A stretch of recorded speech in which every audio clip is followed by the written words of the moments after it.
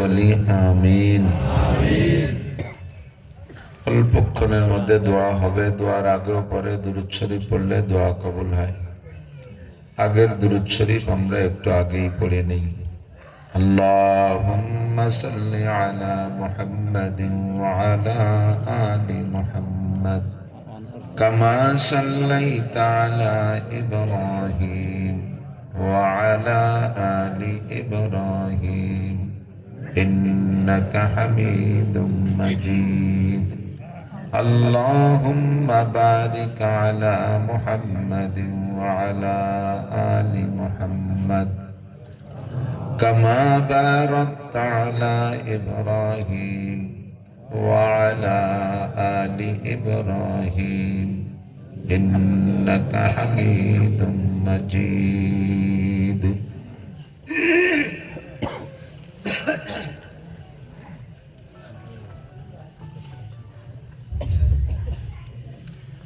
ঐতিহ্যবাহী উদয়পুর গোলারচক দারুস সুন্নাহ মাদ্রাসা এতিমখানার উদ্যোগে আয়োজিত 2 দিনব্যাপী 50তম বার্ষিক হজ মাহফিল। 2 দিনব্যাপী মাহফিলের সমাপনী দিন, দ্বিতীয় দিন, শেষ দিনের সম্মানিত সভাপতি, মাদ্রাসার সুযোগ্য দক্ষ সভাপতি ও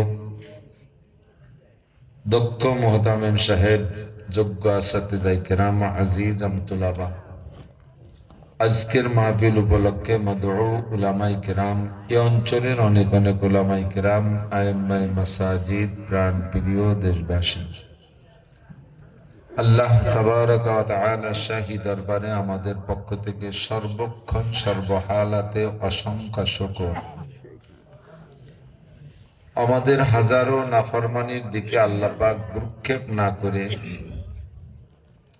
কঠোর দৃষ্টিতে না তাকাইয়া আমাদেরকে এখনো বাঁচায় রেখেছেন, সুস্থ রেখেছেন, তার অসংখ্য নিয়ামত আমাদের উপরে অব্যাহত রেখেছেন। মানুষের মতো যদি আল্লাহ পাকের মেজাজ হতো তাহলে এত নাফরমানি করা সত্ত্বেও আল্লাহ পাক আমাদেরকে এত খাবার দাবার, এত নিয়ামত দিতেন না, সব বন্ধ করে দিতেন। অনেক আগেই আমাদেরকে ধ্বংস করে দিতেন। রব্বে কারিমের একটা মহাগুণ, তার 99টা নামের ভিতরে একটা নাম সত্তার। সত্তার মানে গোপনকারী।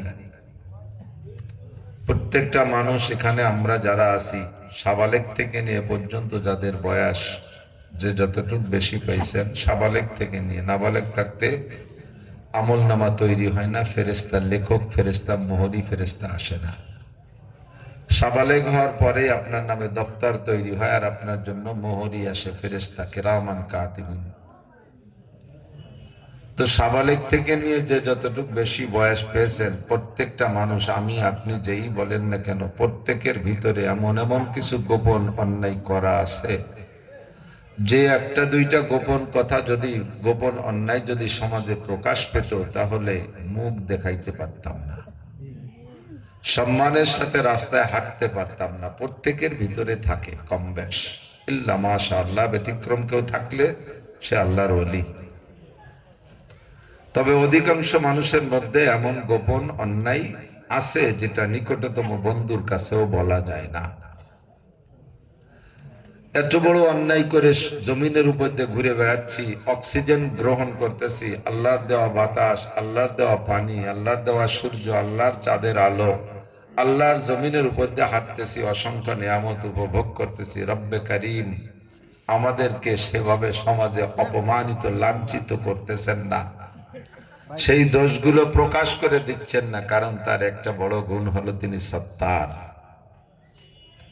তো রব্বুল আলামিনের এই বড় ইহসানে আমরা বেঁচে আছি, কাজেই অসংখ্য শুকর কার? একটু বলবেন কার? আল্লাহ। এই অঞ্চলের হাজারো লাখো মানুষের মধ্য থেকে বাছাই ছাঁটাই করে আমাদেরকেই তিনি পছন্দ করেছেন সাময়িক জান্নাতের বাগানে বসার জন্য। জান্নাতে যাবে কারা? একমাত্র মোমেন যারা, তারা। বলেন জান্নাতে যাবে কারা? একমাত্র মোমেন যারা। হিন্দু, বৌদ্ধ, খ্রিস্টান, ইহুদ, নাসারা, কাফের, মুশরিক, মুরতাদ, বেঈমান, হরিপদ, নইলে ঋষি, গৌর গোবিন্দ, ব্যানার্জি, চ্যাটার্জি, ভট্টাচার্য, এর একটাও ব্যস্ত যাবে না। এই নামের কেউ আছেন নাকি এ জায়গা? আব্দুর রহমান, আব্দুল খালেক, আব্দুল মালেক, জামাল, কামাল, আয়েশা, ফাতেমা, খাদিজা, রহিমা, মারিয়া, মাসিয়া।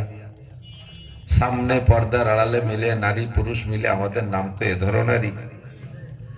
এবং যে সমস্ত এলাকায় উলামায়ে কিরাম অনেক আগের থেকে, সেই এলাকার বর্তমান মুসলমানদের নামগুলো খুব সুন্দর।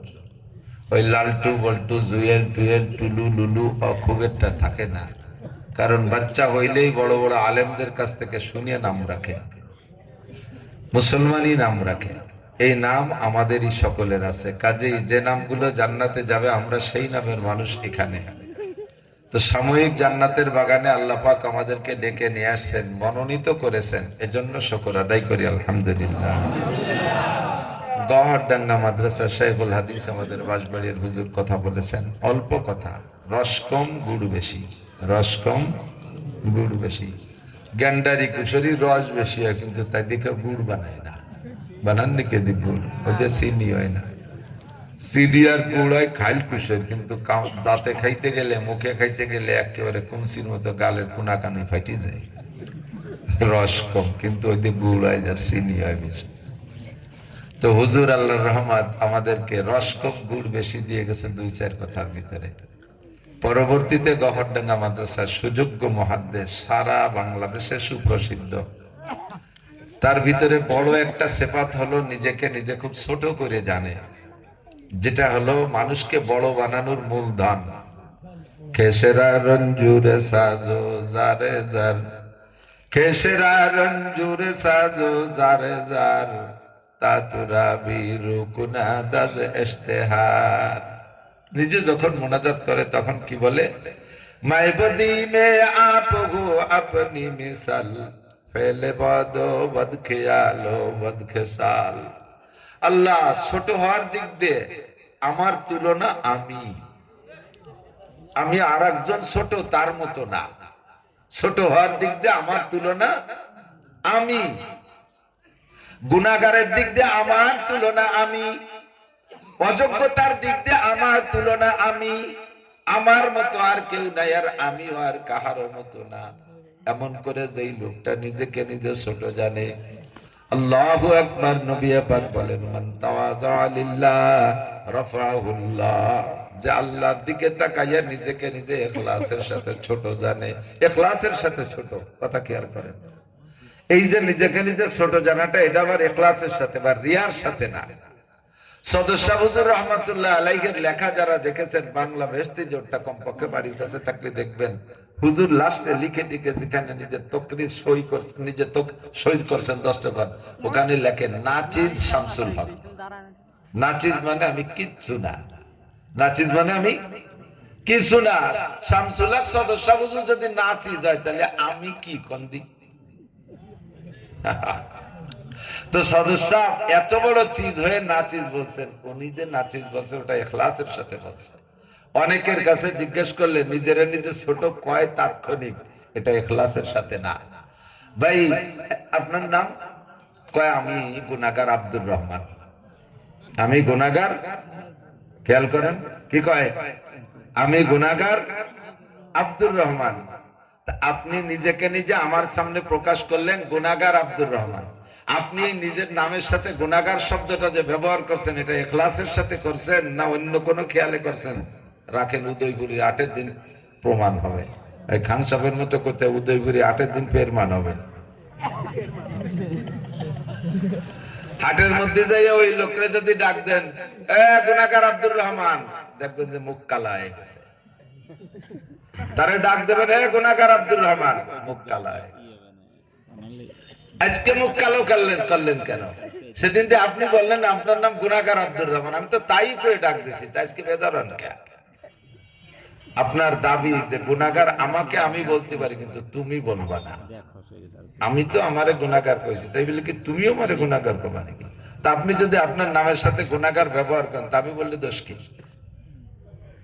মাওলানা মাকসুদুল হক সাহেব, সে ইখলাসের সাথে নিজেকে ছোট জানে। আমার কাছে পড়ে নাই, তার সাথীরা আমার কাছে আমাকে উস্তাদের মতো সম্মান করে। কাজেই তাকে আমার প্রাণ খুলে প্রাণ উজাড় করে তাকে ভালোবাসা দিতে হবে, তাকে আমার মাথায় করে নাচতে হবে। তার মতো একজন যোগ্য আলেম যদি আমাকে উস্তাদদের কাতারে রাখে, আমার দাম বেড়ে যায়, আমার দাম বেড়ে যায়। গহরডাঙ্গা মাদ্রাসার ফারেক, সেও দাওরায়ে হাদিসে 1 নম্বর স্ট্যান্ড করছে, সেও। আর আমিও গহরডাঙ্গা থেকে দাওরায়ে হাদিসে 1 নম্বর স্ট্যান্ড করেছিলাম, অথচ আমার গহরডাঙ্গার বাবরচি হিসেবেও রাখলো না, দারোয়ান হিসেবেও রাখলো না। আর মাকসুদ সাহেবকে সেখানে শিক্ষক হিসেবে রাখে এখন মুহাদ্দিস বানায় ফেলেছে। সারা বাংলাদেশে প্রসিদ্ধ, ঢাকার ভিতরে বড় একটা মসজিদের খতিব, আমাদের প্রাণ প্রিয় স্নেহের মাওলানা মাকসুদকে আল্লাহ তাআলা সারা বিশ্বের কাছে দায়ী হিসেবে প্রসিদ্ধ করে দিক, পৌঁছাইয়া দিক, পরিচিতি দান করুক, বলেন আমিন। তার বয়ানের ভিতরে ইখলাস আছে, ওই বয়ান অনুযায়ী তাকে এবং তার শ্রোতা সকলকে আল্লাহ তাআলা আমল করার তৌফিক দান করেন। যেসব কথা তিনি বলেছেন ফাজাইলে কোরআন থেকে, কথাগুলো আমরা অনেকবার উলামায়ে কিরামের কাছ থেকে শুনেছি। আগের হুজুররাও 2 দিন পর্যন্ত যা কইছে সেগুলো শুনছেন, আমিও যা বলেছি বা বলবো তাও বহুবার শুনছেন। এরপরও বলি কেন, আল্লাহ পাক অর্ডার করছেন ওয়াযাক্কির, জানা কথাগুলো বারবার আলোচনা করো। কারণ এই চরের নদী, মধুমতি নদীর পাড়ে তো আপনাদের বাড়ি জানেন, যে পারে চর পড়ে, কিছুদিন চরের পরে, চর পড়ে যাওয়ার পরে কিছুদিন পরে ওই চরের মাটি খুসলি দেখবেন নিচে গাছ পাওয়া যায়, 2-1 যায় না, গাছ পাওয়া যায় না, গাছ পাওয়া যায়।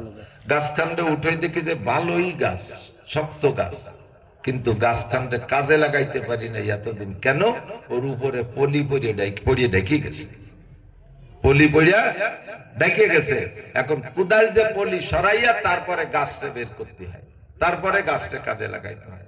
আমার আপনার প্রত্যেকের সিনার ভিতরে ইমানের শাল কাঠ আছে, ইমানের লোহা কাঠ আছে।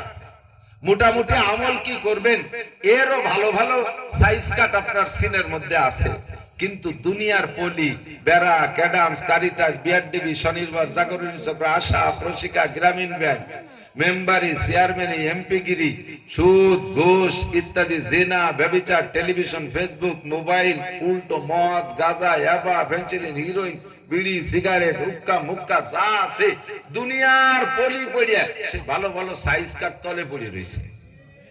ওয়াজের মাঠে এসে বক্তারা 2-4 কোপ দিয়ে একটু মাটি সরাই দিলে আবার গাছ খান বেরোই পড়ে, তাদের কাজে লাগানো যায়। কতক্ষণ ঠিক না?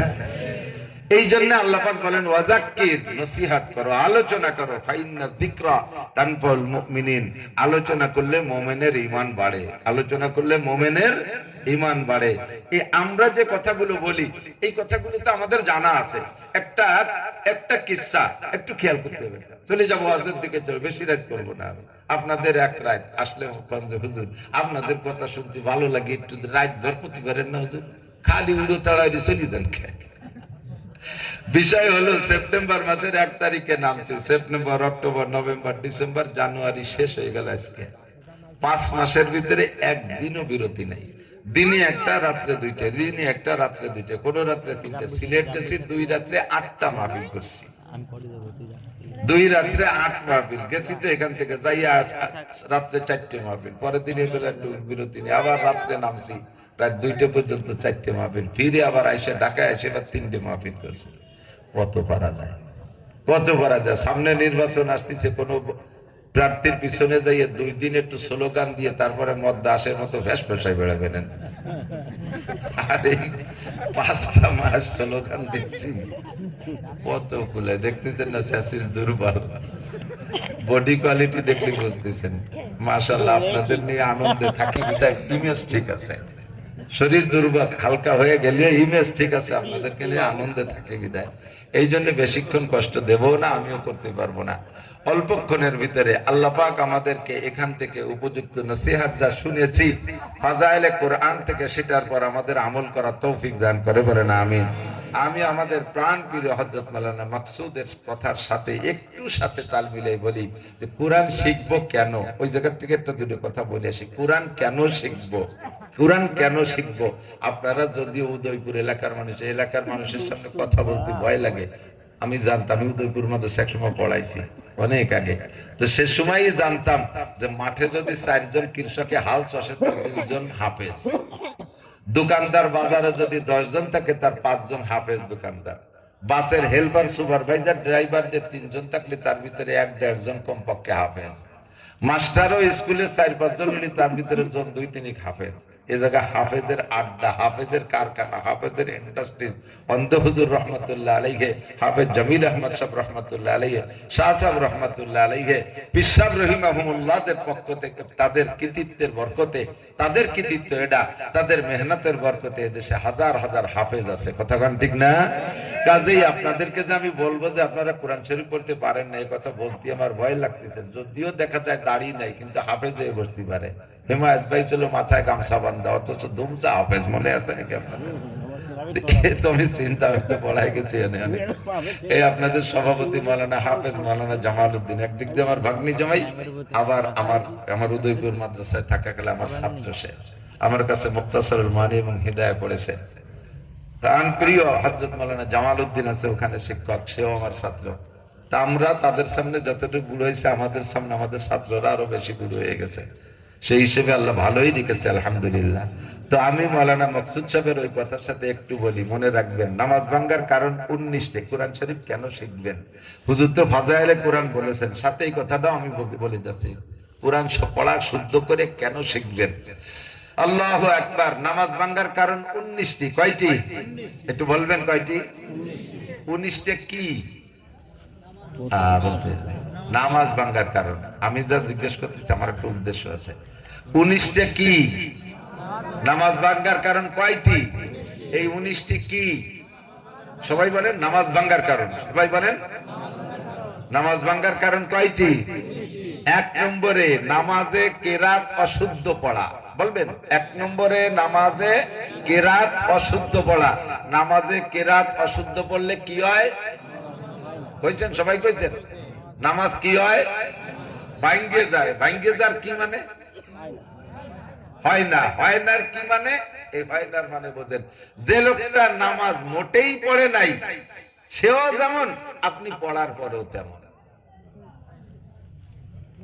কলজে লাগাই দিছি, একটু 5 সেকেন্ড ভাবেন কি কইছি, এক গুলিয়ে দিছি। যে নামাজ পড়ে নাই সেও যেমন, আপনি পড়ার পরেও তেমন। কি কারণে? নামাজ ভেঙে গেছে। কেন ভাঙছে?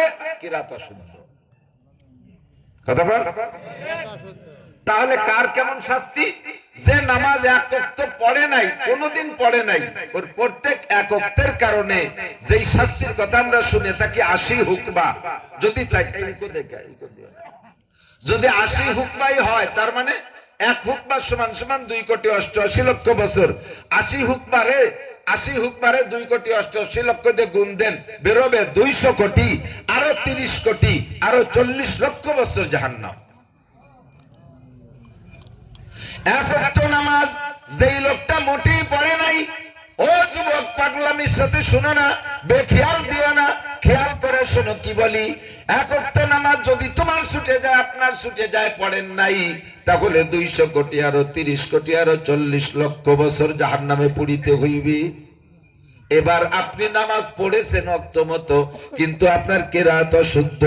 অশুদ্ধ কিরাতের কারণে আপনার নামাজ বাতিল হয়ে গেছে। নামাজ পড়ার পরও আপনি 200 কোটি, আরো 30 কোটি, আরো 40 লক্ষ বছর জাহান্নামে পড়বেন। তাহলে কি হলো? পড়ি কি হলো? হুজুর যে যা কইলেন তাতে তো এই কয়জনের কিরাত শুদ্ধ আছে? কোন যাওয়া একটু মসজিদে যেতাম আমরা, বাঙালি মঙ্গলি যা যেতাম, তখন দেখলাম যে বুড়ো কালো কোরআন শরীফ হবেও না, আর পড়িও যদি জাহান্নামে জাতি। তাই শীতকালে ঠান্ডা পানি দেও জুবা নাইয়া এত খাটা পিঠে না হইলে কম্বলের তলে শুয়ে থাকি, ওকে সাথে একসাথেই পুড়িয়ে বেড়াবো।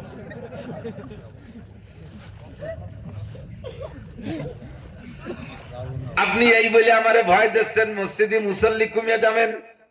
আমার কোন ওই বলে আমি দুর্বল হই না। ফামান শাআ ফালইউমিন ওয়া মান শাআ ফালইয়াকফুর। যার মনে চায় মানেন, যার মনে চায় না মানেন না। মানলে আপনার লাভ, না মানলে আপনার লস। আল্লাহ পাকের কিছু আসে যায় না, নবী রাসূলদের কিছু আসে যায় না, বক্তাদের কিছু আসে যায় না। আমি কোনোভাবে আপনাকে ছাড় দিতে পারবো না। ও মিয়া যা পারেন পড়িয়েন, হুজুররা যত কড়া কথা বলে বলুক, আপনি যা পারেন পড়েন, মসজিদে আসেন, সূরা কিরাত গলত কার যাই হোক, দুটো সিজদা তো আপনি দিচ্ছেন, মসজিদে কাতার তো বড় হচ্ছে আপনার কারণে, আপনি আইসেন। আমরা হুজুররা আছি, দেখবো কিয়ামতের মাঠে আমাকে ভাত টাত খাওয়াচ্ছেন, মিলাদ টিলাদ দেন আমাকে দিয়া, আমাকে চাইল ডাইল খুদকুড়ো অনেক কিছু দেন, চামড়া জাকাত ফেতরাও অনেক কিছু দেন, পাট কুষ্টা দেন, হিয়ালা বাসটা ইত্যাদি আপনাদেরকে দেন। এই বাসে উঠে আপনাদেরকে গাড়ে বাঁধাইয়া জান্নাতে নিয়ে যাব, টেনশন করে না, যা পারেন পড়েন। এইটা যদি কোনো হুজুরের হিম্মত থাকে আপনাদেরকে সে বলতে পারে, ওই হিম্মত আমার নাই। আমি নিজেকে নিজে নিয়ে বড় ভয় পাই, হাসরের মাঠে আমার পাশা নিয়ে আমাবস্যা শুরু হয়ে যায় নাকি বলা যায় না। আমি আবার কার পাশে চান উঠতে যাব? আমার পাশা নিয়ে আমাবস্যা শুরু হয়ে যাবে, আর আমি আবার কার পাশায় চাঁদ উঠতে যাব? নবী রাসূলরা যে জায়গা বলবে ইয়া নাফসি ইয়া নাফসি, সে জায়গা আমি এত ভুল নামাজের নামাজিদ, এত ভুল কিরাতের নামাজের জিম্মাদারি নেব আর দায়িত্ব নেবে, সেই সাহস আমি পাই না। আমি 100 বার বলে গেলাম, যারা অশুদ্ধ কিরাতে নামাজ পড়তেছেন বাদ দিলে দিতে পারেন, কিছু আসে যায় না। তবে যদি আখিরাতকে বিশ্বাস করেন আর ভয় পান, আর জান্নাতের আশা করেন, জাহান্নামকে ভয় পান, তাহলে সিদ্ধান্ত চেঞ্জ করতে হবে। আপনি ওদিকে না যাইয়া স্টার্টিংটা ডান দিক ঘুরে দেন, তাহলে মরার আগে কোরআন শরীফ শুদ্ধ করে পড়া শিখবই। কারা বাকল কে আরি জুমলা রাস বা খুদা তাজভির হিলা কায়রাওয়াস। দুনিয়ার সবকিছু পারো, যা না পারো তা পারার চেষ্টা করে শিখে নেছো। বৃদ্ধকালে কম্পিউটার শিখেছো মাস্টার, ও মাস্টার, তুমি যখন মাস্টার হয়েছো তখন তুমি কম্পিউটার জানতে না, এখন সরকার বাধ্যতামূলক করে দিয়েছে কম্পিউটার শিখতেই হবে। তুমি 30-25 বছর চাকরি করার পরে বুড়োকালে এসে কম্পিউটার শিখে নিলে, ইংলিশ সুন্দর করে শিখলে, বাংলা যখন বলো রবি ঠাকুর আর কাজী নজরুল ফেল হয়ে যায়, ইংলিশ যখন বলো তখন মনে হয় তুমি ইংল্যান্ড থেকে এসেছো। সব কিছু তুমি পারদর্শী, আকের কাট করছো, চাষ জানো না, কৃষি অফিসারকে ডাইকে এনে তার থেকে পরামর্শ নিয়া আখের চাষ সুন্দর করো, ইরি ধান লাগানো শুরু করছো। আগে দেশে ইরি ধান ছিল না, ছিল ধান কি ছিল, আউশা বন বড়, কতক্ষণ আউশা বন বড়। আমাদের ছোটবেলায় সর্বপ্রথম ইরি ধান দেখেছি, ইরি চাষ পাবলিক জানতেন না, কৃষি অফিসারের কাছে যে সেটা শিখে নেছেন। আখের চাষ জানতেন না, সেটা শিখে নেছেন। আমের চাষ জানতেন না, তাও শিখে নেছেন। গেরবেরি জানতেন না, তাও তান্নাওয়ালার কাছে যাইয়া শিখে আসছেন। আরে কিভাবে শসা আর করলা লাগাইলে ভালো ফলন বলে, টমেটোর চাষ কিভাবে হয়, মাছের চাষ কিভাবে ভালো হয় জানতেন না, সব মেহনত করে জানে নিলেন। আপনি সূরা ফাতিহা ভালো করে জানেন না, এটা কোন জায়গা গেলে শেখা যায়, কোন অফিসারের কাছে গেলে শেখা যায়। কেন আপনি জান নাই, কেন আপনি গেলেন না? জবাব আল্লাহর কাছে দিতে পারবেন না। উপায় মাত্র 2টি আছে, একটু বলবো। পিছনে যত নামাজ পড়ছেন ভুল কিরাত দেখ কিচ্ছু নেই। যদি খাতাটা দেখানো যেত, দেখতেন যে ফকা ভক সাদা, কিচ্ছু নাই ওর মধ্যে। কিন্তু দেখাতে পারতেছি না, দেখাবো একদিন। আল্লাহ কয় যে মুখে মস্ক করাইছি না, কিয়ামতের ময়দানে যে আপনারা বলবেন আল্লাহ হুজুররা লম্বা লম্বা কিসসা কইয়া হাসায় কান্দায় চইলা গেছে, আমরা কত ঈমান নিয়ে যে বসছিলাম, যা বলতো তাই শুনতাম আর মানতাম, মানার মতো কথা হুজুর বলে নাই। হুজুর যদি বলতেন কোরআন না পড়লে এত লস আর এত ক্ষতি, তাহলে আমরা বৃদ্ধকালে যত পরিশ্রম হোক না কেন কোরআন শিখতামই শিখতাম। কিন্তু হুজুর আমাদের গামাকা ভাষা ভাষা কথা বলে চলে গেছে। এই বলবেন শেষমেশ প্রথম চান্সে বলবেন, কোনদিনও আমাদের কোরআন শিক্ষা করার জন্য গুরুত্বের সাথে তাকিদ দেয় নাই। এই বলে আপনি অস্বীকার করে আমাদের বক্তাদের পর মামলা চাপাই দেবেন। আল্লাহ পাক বলেন, আলিয়ামানাতিমু আলা ফাহিক ওয়া তুকাল্লিমুনা আইদিক ওয়া তাশহাদু আরজুলুক, এ তোর জবান বন্ধ করে দেব মিথ্যাবাদী। আমার উলামায়ে কেরাম বলেছে, তুই সে জায়গা স্বীকারও করেছিলি, আজকে তুই ভুলে গেছিস। বিশ্বাস না হয় ইকরা কিতাবাকা কাফা বিনাফসিকাল ইয়াওমা আলাইকা হাসিবা ওয়া কুল্লাকি মা ইয়ালফিজু মিন কওলিন ইল্লা লাদাইহি রাকিবুন আতীদ। যে কথাটা মুখ থেকে বের করেছেন সঙ্গে সঙ্গে ফেরেশতারা লিখে ফেলাইছে। মনের কল্পনাটা ফেরেশতারা লেখে না, যত খারাপ কল্পনা করেন মনেরটা লেখে না। যখন জবান দিয়ে বের করবেন তখন লেখা হবে। আমি সকলকে মস্ক করাইছি, নামাজ ভাঙার কারণ 19টে, আবার মস্ক করাইছি। 1 নম্বর কারণ হলো নামাজে কিরাত অশুদ্ধ পড়া। মুখ দিয়ে বলছেন তো লেখা হয়ে গেছে, আপনার সামনে আমল নামা খুলে দিয়ে বলবে ইকরা কিতাবাকা, ও মিথ্যাবাদী পড়ে দেখ তোর আমল নামা। ইকরা কিতাবাকা কাফা বিনাফসিকাল ইয়াওমা আলাইকা হাসিবা। আমি তোর সাথে মুখে মুখে ঝগড়া করব না, তোর আমল নামাই তোর সাক্ষী হিসেবে যথেষ্ট হয়ে যাবে। আপনি আমল নামা পড়বেন, দেখবেন, দেখে আপনার চোখ বড় হয়ে যাবে। নারী আর পুরুষ বলবেন ও সুবহানাল্লাহ, লা ইউগাদিরু সগীরাতান ওয়ালা কাবীরাতান ইল্লা আহসাহা ওয়া ওয়াজাদু মা আমিলু হাযিরা ওয়া লা ইয়াজলিমু রাব্বুকা আহাদা। ও খোদা, এ কি আজীব ক্যামেরা নিয়ে ঘুরছে আমার পিছনে গোয়েন্দা ফেরেশতা, আর কত বড় কঠিন কঠিন টেপ রেকর্ড নিয়ে আমার সাথে ছিল, আমার ফুসফাস কিছুই মিস করে নাই। কই সুন্দরবন জঙ্গলে, করম জলে জঙ্গলের মধ্যে যাইয়া প্রেমিক প্রেমিকা বসে কি গল্প করেছি সব ভিডিও অডিও করে লিখে রাখছে। কলেজের পিছনে দাঁড়ায়া 2 জন কি বলা বলি করছি সব লাগছে। পাট বাগানের মধ্যে কত নির্জনে যে গাঁজা খালাম তাও লিখে রাখছে, সে পাট বাগান সহ। নদীর ভাঙ্গনে নিচে যাইয়া যা করলাম তাও লিখে রাখছে। আর এই ভুল চুক যা সবই তো লিখে রাখছে, একটাও মিথ্যে না, যা বলছি তাই। বাঁচার উপায় মাত্র 2টা আছে, বলবো নাকি? কথা বলেন। বাঁচার উপায় 2টা। একটা হলো, 1 নম্বরটা হলো এক্ষুনি পাক্কা প্রতিজ্ঞা করতে হবে, আগামীকাল সকালবেলা থেকে নাদিয়া কায়দা সিপারা কিনে সংশ্লিষ্ট মসজিদ মাদ্রাসার হুজুরের সাথে যোগাযোগ কইরা হুজুরকে মাসে 500-1000 টাকা দিয়ে গলিও আমি কোরআন শরীফ পড়া শিখবো। এই মাঠে আমি বলে গেছি, বাবা অস্বীকার করতে পারবেন না, আমি হাতে গুনে হিসেব করে দিয়ে গেছি, যত কম ব্রেনের অধিকারী মানুষ হোক না কেন, একেবারে কম ব্রেনি মানুষ, সেও মাত্র 61 দিন মেহনত করলে কোরআন শরীফ শুদ্ধ করে পড়া শিখবে। মাত্র 61 দিন। বলবো হিসাব? আরবি হরফ কয়টি? 29টি। কয়টি? 29টি হরফ। একেবারে সবচেয়ে কম ব্রেন যারে তারে ধরছি আর কি। 29টি হরফ পড়তে 29 দিন লাগা। লিখবেন, পড়বেন, লিখবেন, পড়বেন। আলিফে যদি 1000 বার লেহেরা পড়েন, ও আলিফ কি বা হয়ে যাবে? আলিফ আলিফই থাকবে, মুখস্থ হবে। 29 হরফ। এই বাচ্চা কথা কয়, এই কথা কয়।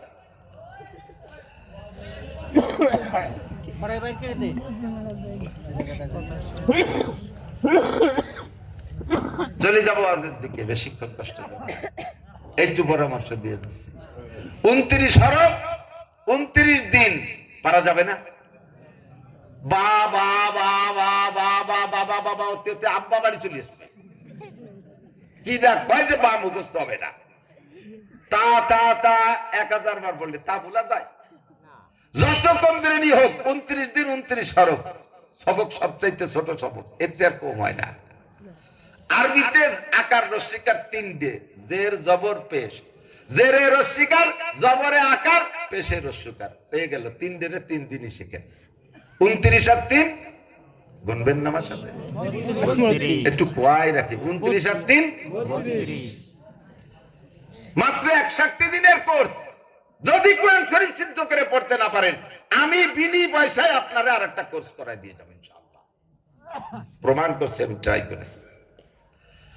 এরপরে আরবিতে সংযোগ 2টি আছে, জজম আর তাসদীদ। জজমের আমলটা একদিন ধরে শেখেন, তাসদীদের আমলটা আর একদিনে শেখেন। এটা এক দিন। 32 আর 2 34। আরবিতে মদ আছে 10 প্রকার। কয় প্রকার? গাঁজা, এবা, ফেন্সিডিল, হিরো। এই মদ, মদ মানে টাইনিয়ে পড়া। মদ মানে টাইনিয়ে পড়া। টানের জায়গা না টানলে আকাশ পাতাল হয়ে যায়। বলবো?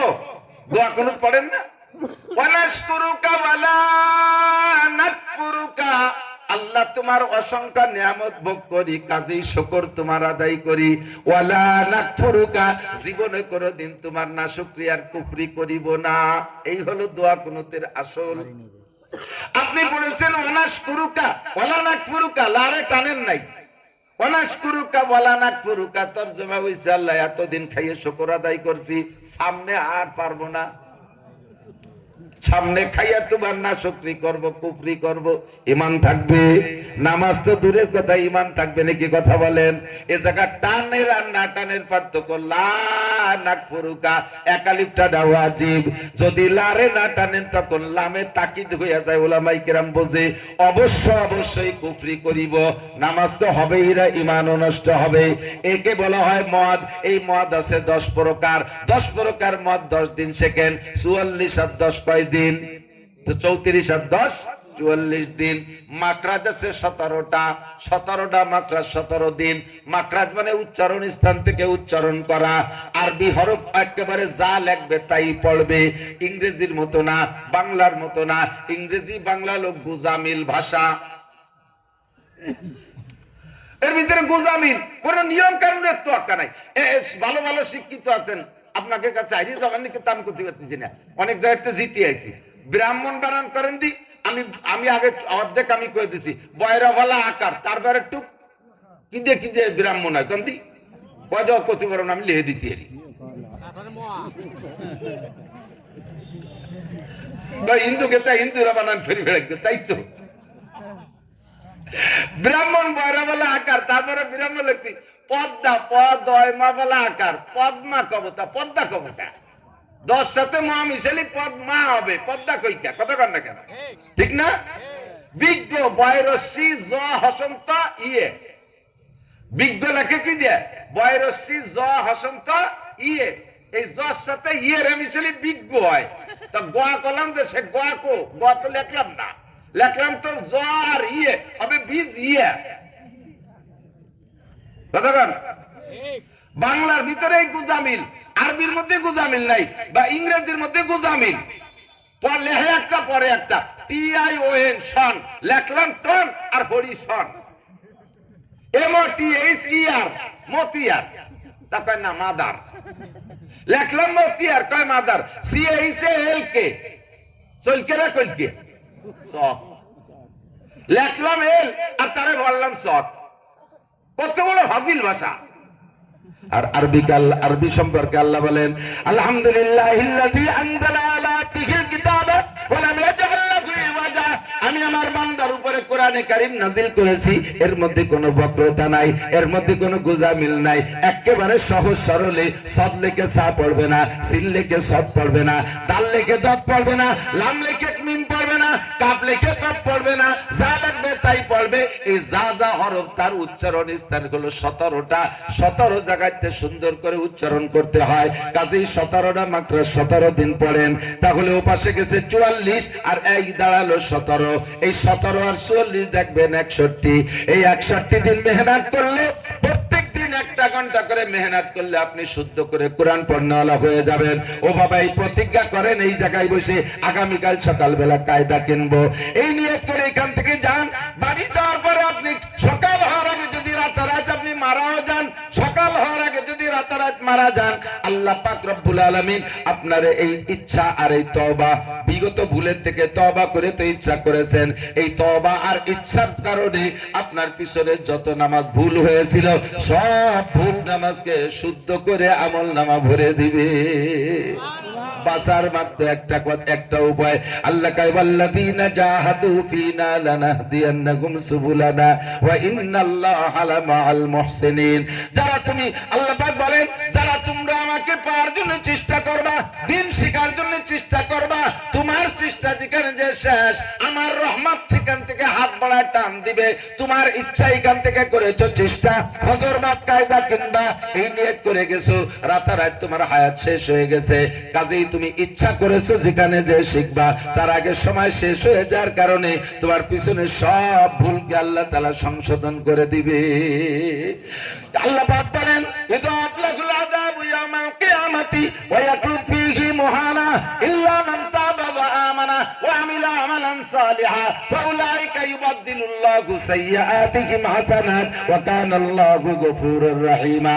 বান্দা যখন ভুলকে ভুল বুঝে তওবা করে সামনে নেক আমলের প্রস্তুতি নেয়, সঙ্গে সঙ্গে পিছনের সমস্ত ভুলগুলোকে আল্লাহ নেকি দ্বারা পরিবর্তন কইরা দেয়। কাজে এই প্রতিজ্ঞাটা করা যাইতে পারে কিনা কথা বলেন। কালকেই কায়দা কেনবো, নিয়ত করতে পারি কয়জন? ইখলাসের সাথে ধোকার হাত জাগাবেন না, তাহলে ডবল গুনাহ হবে। কালকেই কায়দা কেনবো, কোরআন শরীফ পড়ার চেষ্টা। একটু একটু উঠে রেখে, একটু উঠে রেখে আমি একটা আলাদা খাস দোয়া দেব। আল্লাহ তোমার এই সকল বান্দারা প্রতিজ্ঞা করেছে মরার আগে কোরআন শরীফ শুদ্ধ করে পড়া শিখবে। আল্লাহ তাদের হায়াত দাও, মরণের আগে তাদের শুদ্ধ করে কোরআন শরীফ পড়া শেখার তৌফিক দান করো। এই চেষ্টার জন্য সময়টুকু বের করার তৌফিক দান করো।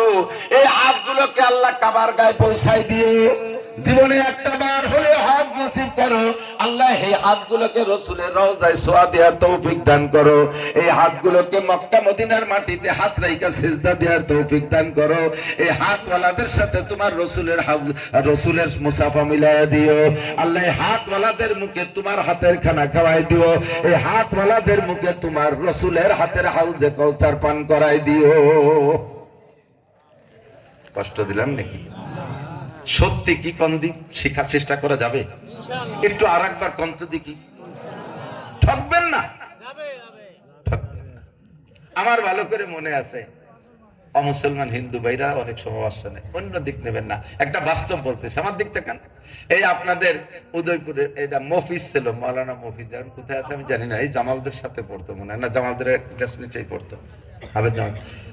ও একদিন বলতেছিল, আমি উদয়পুর যখন পড়াইতাম, তো মফিজ বলতেছিল যে হুজুর আজকে আমাদের বাড়ি একটা ঘটনা ঘটে গেছে, জাগার ঘটনা জায়গায় পেয়ে গেলাম, মফিজ থাকলে আমার সাথে একটু সাক্ষাৎ করেন। তো বলতেছে হুজুর, আমার কাছে নুরুল আনোয়ার পড়ে ক্লাসে, বলতেছে হুজুর আমাদের বাড়ি আজকে একটা ঘটনা ঘটছে। কি হয়েছে?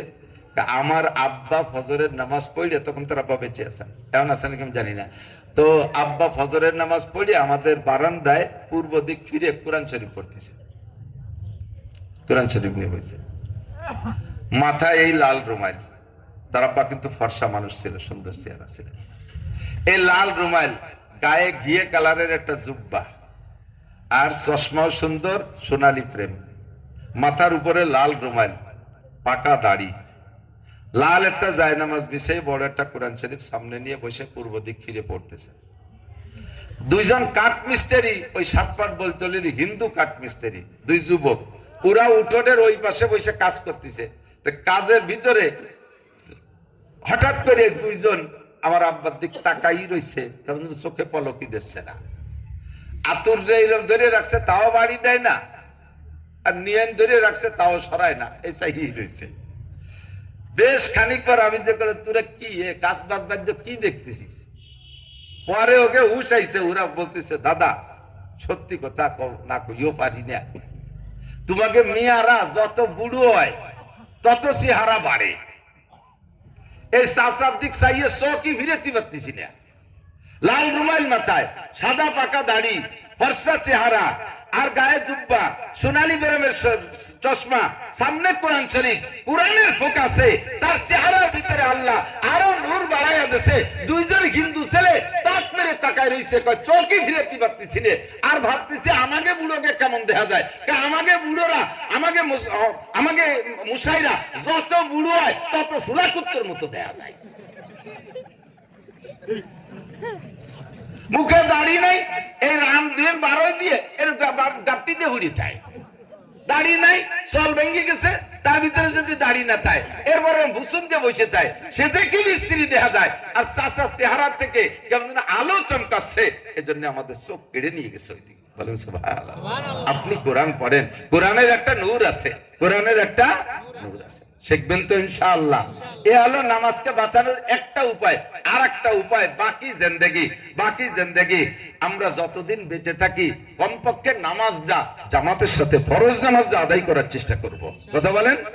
আপনারা এলাকায় আছে বিভিন্ন মানে আহলে হাদিস ভাইরাও আছে, তারা সুরবাতে ইমামের পিছনে পড়ার পক্ষে, সেটা তারা তো শুদ্ধ করে পড়বে, তার জন্য প্রথম পরামর্শ দিলাম। বাকি আমরা হানাফি মাযহাবের মুসল্লি, আমাদের মাযহাবের মাসআলা হলো মান কানা ফি সালাতি ইমামুন ফাকিরাতুল ইমাম লাহু কিরাতুন, যার নামাজে ইমাম আছে ইমামের কিরাতি তার কিরাত, ইমাম জোরে পড়ুক আর আস্তে পড়ুক, মুসল্লিদের কিরাত পড়া লাগবে না। কিরাত ভুল হওয়ার কারণে যে নামাজটা বাতিল হয়ে যাচ্ছিল সেটা থেকে বেঁচে গেলাম, ইমামের পিছনে ইক্তেদা করার কারণে আমার কিরাত পড়া লাগতেছে না। তাহলে যেই কারণে নামাজ ভুল হচ্ছিল আর আমি মহা বিপদে পড়িয়া যাইতাম, ওই বিপদ থেকে আমারে বাঁচাই দিচ্ছে ইমাম সাহেব। কথা বলেন ঠিক কি ঠিক না? কাজেই এখন থেকে নামাজ পড়বো একা না জামাতে? জোর হলো না? একা না জামাতে? জামাতে পড়ার চেষ্টা করবেন, একা একা পড়বেন না, একা একা পড়বেন না। তাহলে জামাতে পড়লে ওই বিপদ থেকে বাঁচা গেল। এ তো আমরা পুরুষরা বাইসে গেলাম। মহিলারা কোন জায়গা জামাতে পড়বে? মহিলারা মসজিদে যাবে না, মহিলাদের জুমার নামাজ নাই, মহিলাদের জামাতে ওয়াক্তে নামাজ পড়া জরুরি না। জরুরি মানে জরুরি না মানে নিষেধ। মহিলারা মসজিদে যাবে না, তারা ঈদের নামাজ পড়বে না, জুমার নামাজ পড়বে না, রমজান মাসে তারাবির নামাজ জামাতে পড়তে যাবে না। মহিলারা যার যার নামাজ তার পড়া লাগবে, তাদের কিরাত অশুদ্ধ হলে নামাজ বাতিল। এই জন্য তারাও কোরআন শরীফ শুদ্ধ করে পড়া শিখতে হবে। আল্লাহ পাক রব্বুল আলামিন ইহসানান এই জামানায় ওলামায়ে কিরামদের মাথার ভিতরে ঢুকিয়ে দিয়েছে। হাজার হাজার মহিলা মাদ্রাসা তৈরি হয়ে গেছে মেয়েদেরকে কোরআন শরীফ শুদ্ধ করে পড়ার জন্য। মহিলা মাদ্রাসা দেন, নইলে কিন্তু কিয়ামতের ময়দানে আপনারা আব্বারা ওই সন্তানদের মামলায় ধরা পড়ে যাবেন। সন্তানরা বলবে, আল্লাহ আমরা কেজি চিনতাম না আব্বা চিনাইছে, কিন্ডারগার্টেন চিনতাম না আব্বা চিনাইছে, ইংলিশ মিডিয়াম চিনতাম না আব্বা চিনাইছে, হাই স্কুল কলেজ বিশ্ববিদ্যালয় কিছু চিনতাম না আব্বা মা চিনাইছে। উন্না যদি আমাদেরকে মহিলা মাদ্রাসা চিনাইতো তাহলে কোরআন শিখতাম, দিন শিখতাম, হাদিস শিখতাম, আদর্শ শিক্ষা পাইতাম, আদর্শ মা হইতাম, আমাদের পেট থেকে আদর্শ সন্তান হইতো। আমার এই মৌলানা জামাল উদ্দিন একটু আগে বলতেছিলেন, ওনা ও তাদের ফ্যামিলিতে আগে যারা ছিল তারা তো ছিল নামাজি দিনদার, কিন্তু অত আলেম ছিল না। আজকে সে শুনাইলো তার সন্তানরা সবাই হাফেজ হয়ে গেছে, ছেলে এবং মেয়েরা সবাই হাফেজ হয়ে গেছে, বাইর বেটা বাইর বেটে আলেম হাফেজ আলেম হয়ে গেছে। তারপরে ভাগ্নে ভাগ্নেরা হাফেজ আলেম হচ্ছে। একটা আলেম হওয়ার বদৌলতে বাকি সবগুলো ওই দিক। লাস্টে সে শুকর আদায় করছে, হুজুর আমার এই সামনের দিকে অগ্রসর হওয়ার জন্য মূল অবদান হলো আমার শ্বশুরালয়। এই মৌলানা জামালের স্ত্রী হলেন বাঁশবাড়ির হুজুর হযরত মাওলানা আব্দুল হাকিম সাহেবের পত্নী, মাওলানা আব্দুল আজিজ সাহেবের জামাই, মাওলানা আব্দুল আজিজ সাহেবের মেয়েরা সব হাফেজা আলেমা। এর একটাই বাড়ি ঢুকার কারণে বংশধরী হুজুর। আমি যতটুকু কোরআন শরীফ পড়া শুদ্ধ করে পড়ি, আমার বিশ্বাস আমার কোরআন শরীফ পড়া শুদ্ধ আছে। আমি গহরডাঙ্গা মাদ্রাসায় দাওরার বছর শেষের 6 মাস মাদ্রাসার মসজিদে ইমামতি করছি। চৌমনি হুজুর আমারে নিজে ইমাম বানায় দিয়েছেন। আসর মাগরিব ইশা 3 ওয়াক্তের ইমামতি করছি আমি। সমস্ত মুরব্বীরা আমার পিছনে নামাজ পড়ছেন। অবশ্যই আমার কিরাত শুদ্ধ ছিল বিদায় হুজুররা আমাকে ইমাম বানায় নিছেন। এই হিসেবে আমি বিশ্বাস করি আমার কিরাত শুদ্ধ আছে। আমি যে শুদ্ধতায় কিরাত পড়ি এইটা আমি শিখেছি মাদ্রাসায় আসার আগে আমার মায়ের কাছ থেকে। 1 মাস আগে আমার আম্মা জান মারা গেছে। মারা যাওয়ার 2 সপ্তাহ আগে শুক্রবারে আমি বলতেছি, মা আমি মসজিদে যাই জুমার নামাজ পড়তে, দোয়া করেন মা। মা কয় আজকে কি বার? অচেতন হয়ে গেছে, কখন হুশ কখন হইবে হুশ টের পায় না। মা আজকে শুক্রবার। মা বলতেছেন তাহলে তোমরা আমাকে একটু বলবা না? আমি শুক্রবারে একটু সূরা কাহাফ পড়তাম। 2 বছর বিছানে পড়া, মুখে উঠে খানা খাওয়াই দেই। ছোট্ট হয়ে গেছে, পোলা পানের মতো বিছান নষ্ট করে ফেলে। রেগুলার প্যাম্পাস পরায় রাখি পোলা পানের মতো। এমন অসহায় মা আমার বলতেছে, বাবা তোমরা আমাকে কেন বলো নাই আমি একটু জুমার দিন সূরা কাহাফ পড়তাম? আমি বললাম, মা আপনি তো দেখে কোরআন শরীফ পড়তে পারবেন না। দেখে পড়বো কেন, আমি মুখস্থ পড়বো। আমি বললাম তাহলে পড়েন। আল্লাহর কসম আমার মা সূরা কাহাফের শেষ পৃষ্ঠা আমাকে সেই সময় পড়ে শুনাইলেন। শুনাই বলতেছে, বাবা হইছে? আমি বললাম, জি মা হইছে, একেবারে শতভাগ শুদ্ধতার সাথে। মা আল্লাহওয়ালি, মা দিনদার, আমার মা কোরআন পড়নেওয়ালি, যার বদৌলতে আল্লাহর রহমতে আমরা 4 ভাই হাফেজ মাওলানা।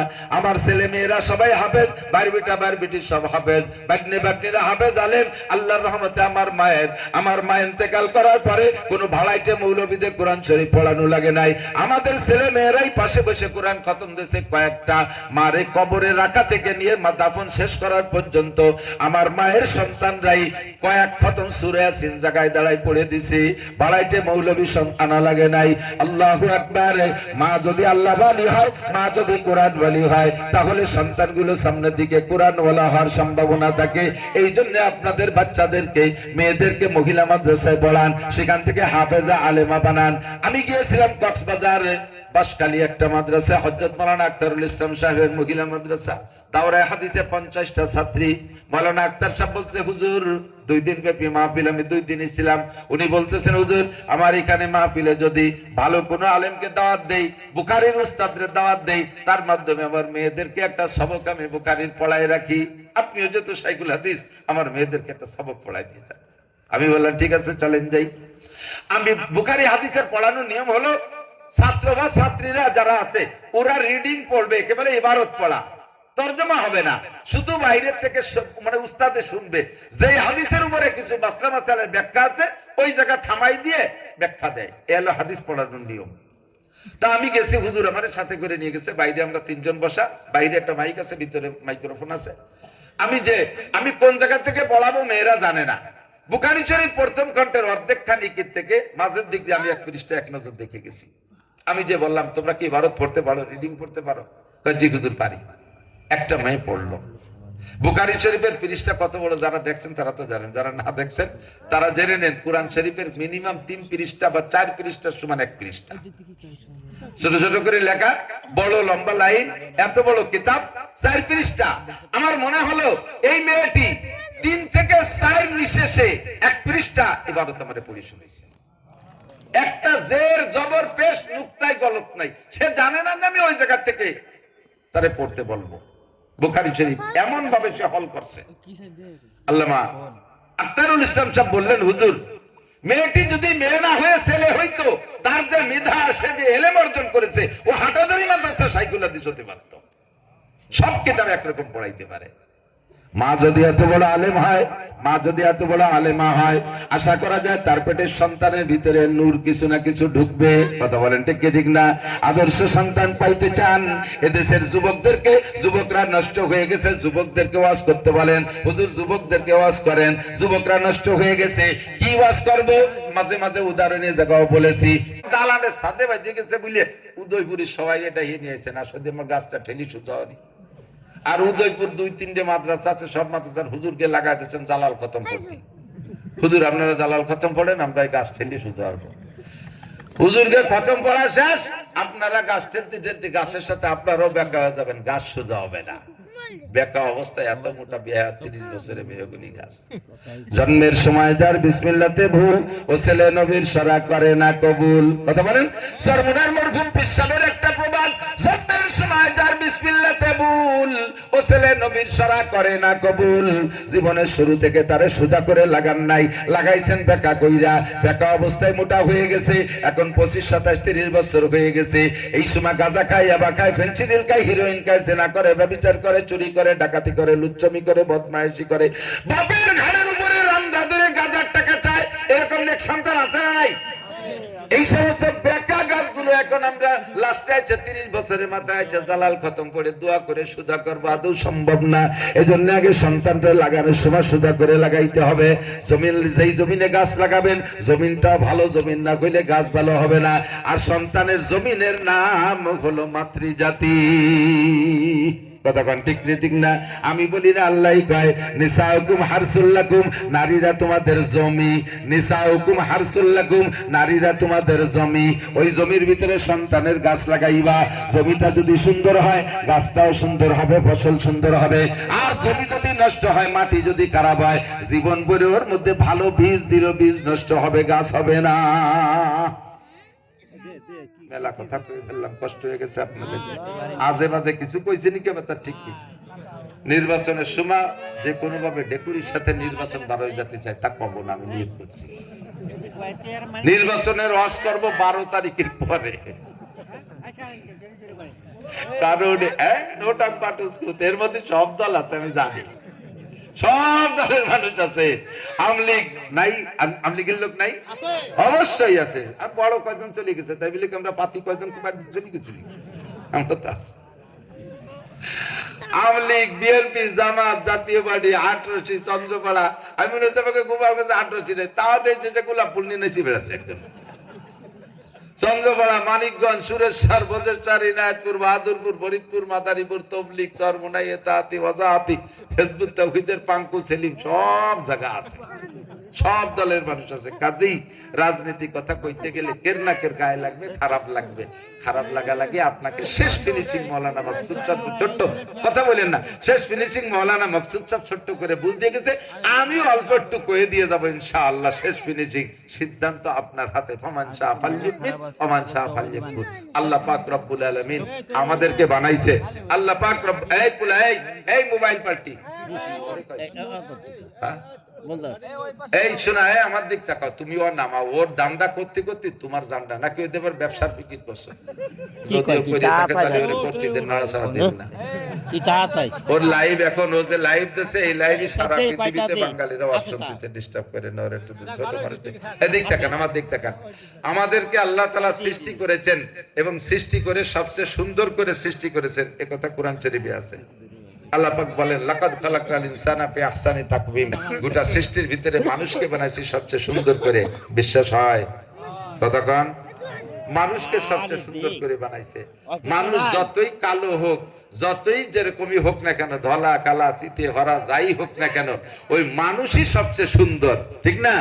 আপনার পালে বড় একটা আইডিয়া আছে, খুব হ্যান্ডসাম, এই যে পাশে সারসন ছিল কুটি মিয়া মুন্সি মনে হয়, আমার তাওই আইডিয়া ফেলতো মনে আছে।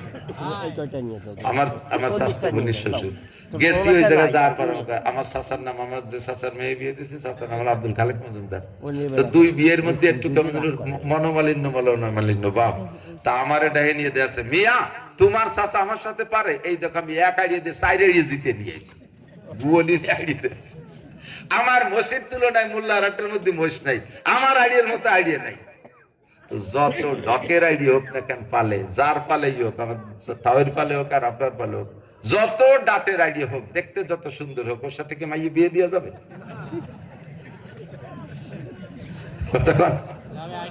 পালের গাইটা দেখতে যত সুন্দর হোক, ওই কি ছেলের সাথে বিয়ে দিয়ে রাখা যাবে? ভালো হোক আর মন্দ হোক, মানব জাতির থেকেই একটা আনতে নিতে হবে, ঠিক না? ময়ূরটা যত ভালো হোক, তার সাথে ছেলে মেয়ে বিয়ে দিয়ে চলে না। খাসিটা যত ডক হোক, ছেলে মেয়ে বিয়ে দিয়ে চলে না। বাঘডারে যত সুন্দর দেখা যাক, ঘোড়াডারে যত সুন্দর দেখা যাক, হরিণডারে যত সুন্দর দেখা যাক, ওর সাথে আত্মীয়তা চলে না। বেশি বেশি মোহাব্বত করে জবই দেখেই বেলানো যায়, ঠিক না? মানুষকে আল্লাহ তাআলা সবচেয়ে সুন্দর করে বানাইছে, শুকর আদায় করেন আলহামদুলিল্লাহ। এ নিয়ে বাঙ্গাতে গেলে বহু সময় লাগবে। এরপরে সম্মানী করে বানাইছেন, ওয়ালাকাদ কাররামনা বানি আদম, সবচেয়ে সম্মানী মানব জাতি, মানুষের চেয়ে দামি কেউ না। কথা বলেন, আপনারা কত দামি নিজেরা তো নিজেরা দাম বোঝেন না। কিমতে হর চিজের দানি কে চিজ, কিমতে খুদরা না দানি আহমাকিস। আমি আপনি বাড়ি থেকে মাহফিল শুনতে যখন রওনা দিছেন, তখন আপনাদের পায়ের নিচে ফেরেশতারা নূরের পর বিছিয়ে দিছে।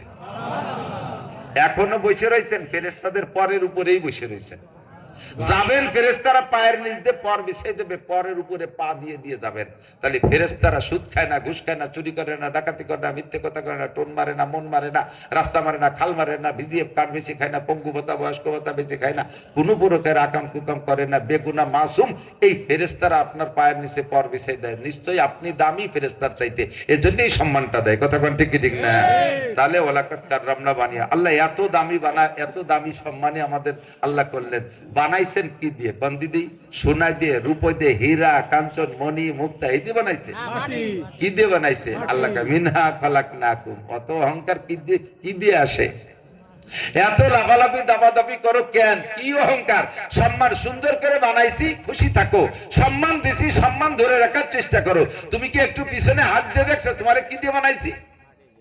মিনহা খালাকনাকুম, মানুষ মাটি দিয়ে সময় দেওয়া পড়ি না, মানে কি? এই মাটি থেকে তোমারে বানাইছি, বাড়াবাড়ি করো না। বেশি লাফালাফি করবা, গেটি তৈরি অফিহা নুরিদুকুম, এর মধ্যে নিয়ে আসবো। অফিহা নুরিদুকুম, না আমি মাটির তলে যাব না, আমি 50 তলা দালান বানাইছি, উপরে থাকবো। মরিয়ে দেখ খালি।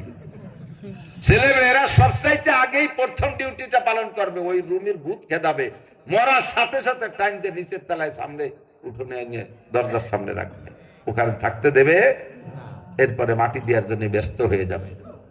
মিনহা খালাকনাকুম ওয়া ফিহা নুঈদুকুম ওয়া মিনহা নুখরিজুকুম তারাতান উখরা। বানাইছি তোমারে মাটি দিয়ে। একটু ব্যাখ্যা না করে পারছি না, আমার দিক তাকান। মানুষ সবচেয়ে দামি, দামি পুরো পদার্থ দিয়ে বানাইতেন, স্বর্ণ দিয়ে বানাইতেন, যার ভরি 2,26,000 টাকা, রূপো দিয়ে বানাইতেন, যার ভরি 5,000 টাকা হীরা কাঞ্চন মণি মুক্ত দিয়ে বানাইতেন, দামি হয়ে যাইতাম। কিন্তু মাটি দিয়ে বানায় আমাকে এত দামি বললেন কিভাবে? মাটি দিয়ে বানাইলেন কেন? আল্লাহ পাক বলেন, মাটি যুবক, উদয়পুর মোল্লারহাটের যুবকরা আমার দিকে খেয়াল করো, মাটির মধ্যে দুইটা গুণ আমার বড় পছন্দনীয়। আল্লাহ কয় মাটির দুইটা বৈশিষ্ট্য আছে, যেই দুইটা বৈশিষ্ট্য হীরা কাঞ্চন মণি মুক্তার মধ্যে নাই, সোনা রূপা চাঁদির মধ্যে নাই। ওই বৈশিষ্ট্য দুটি আমার বড় পছন্দের, এই জন্য আমি মাটি দিয়ে তোমাদেরকে বানাইছি। মন খারাপ করো না। ওই দুইটা বৈশিষ্ট্যের একটা হলো মাটি বড় ধৈর্যশীল, মাটি বড় সহনশীল, মাটি বড় সবের ধৈর্যশীল, মাটি বড় ভদ্র আর নম্র। এই ভদ্র আর নম্র মাটি প্রমাণ হলো জীবন ভরে মাটির উপর দিয়ে হাঁটি, মাটিতে কোনোদিন আমার ঠেলে ফেলাই দেয় না। দেয় আমি আর কত উপর গাঙ্গের মধ্যে দিয়ে যাও হয়নি কি কোনোদিন? বড় পুকুর খনন করছি, এসকোভেটার দিয়ে কাইটা বিশাল পুকুর বানায় 40 বছর পুকুর হিসেবে ব্যবহার করছি। এরপরে 40 বছর পরে যাইয়া আবার ভরাট কইরা তার উপরে 50 তলা দালান জুড়ে দিছি। মাটিতে কোনোদিন কইল না মিয়া তোমার মতো নির্বোধ হয় না, তোমার গায়েটা নখের আসর হয় না, কুদাল দিয়ে কুপাই এত বড় পুকুর বানাইলে কিছু কই নাই। 40 বছর মাছ ছাইড়া পানি খাইছো, কোনোদিন কিছু বলি নাই। আবার 40 বছর পরে যাইয়া মাটি ভরাট কইরা এ বালিতে ভরাট করে আমার পিঠের পর 50 তলা দালান উঠাই দিছো। তুমি তো 1 মনের জায়গা 2 মন বইতে পারো না, আমার পিঠের পর এত বড় দালান উঠাই দিলে কেন? এই বলে মাটিতে কোনোদিন কি বিরক্ত বোধ করছে? প্রতিবাদ জানাইছে। মাটি ধৈর্যশীল, মাটি সবের, মাটি ভদ্র, মাটি নম্র।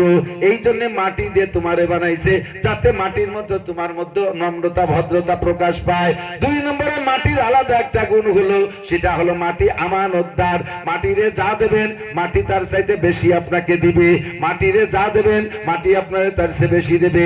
মাটির মধ্যে 1 মণ ধান বুনই দেন, মাটি আপনারে 100 মণ ধান দেয়। মাটির মধ্যে 1 কেজি পাটের বীজ দেন, মাটি আপনারে 20 মণ পাট দেয়। মাটির মধ্যে 1 কেজি পেঁয়াজের বীজ দেন, মাটি আপনারে 50 মণ পেঁয়াজ দেয়। মাটির একটা আমের আটি দেন, একটা গাছ দিয়ে 100 বছর আম দেয়। মাটির একটা নারকেল দেন, একটা গাছ দিয়ে 50 বছর নারকেল দেয়। মাটির একটা কাঁঠালের আটি দেন, একটা গাছ দিয়ে 50 বছর 100 বছর কাঁঠাল দেয়। এই আমানতদারির গুণ মাটির মধ্যে। দুনিয়ার যত খনিজ সম্পদ মাটির উপরে না নিচে? ততক্ষণ উপরে না নিচে? স্বর্ণের খনি মাটির নিচে, নষ্ট করে না, আমানতদারির সাথে রাখছে। যেই মাটির সাথে লাগলে লোহা জং ধরে যায়, সে লোহার খনিও মাটির তলে। ততক্ষণ লোহা মাটির নিচে রাইখা আমানতদারির সাথে বিশাল একটা খনি বানাই দিয়েছে। রূপার খনি মাটির তলে, তেলের খনি মাটির তলে, গ্যাসের খনি মাটির তলে, ইউরেনিয়ামের খনি মাটির তলে, তামা পিতলের খনি মাটির তলে। মাটির পেটের মধ্যে রেখে আমানতদারির সাথে সুন্দর করে মানব জাতির কাছে সেটা প্রকাশ করে। আল্লাহ কয় মাটির মধ্যে 2টা গুণ আমার বড় ভালো লাগে, এই জন্য মাটি দিয়ে তোমারে বানাইছি যাতে তোমার মধ্যে ওই যে 2টা গুণ আমি পাই। ও যুবক, নম্র হও, ভদ্র হও, এটাই তোমার ভিতরে মূল বৈশিষ্ট্য। তুমি ভদ্র হবা, নম্র হবা, এর জন্য তোমারে মাটি দিয়ে বানাইছি।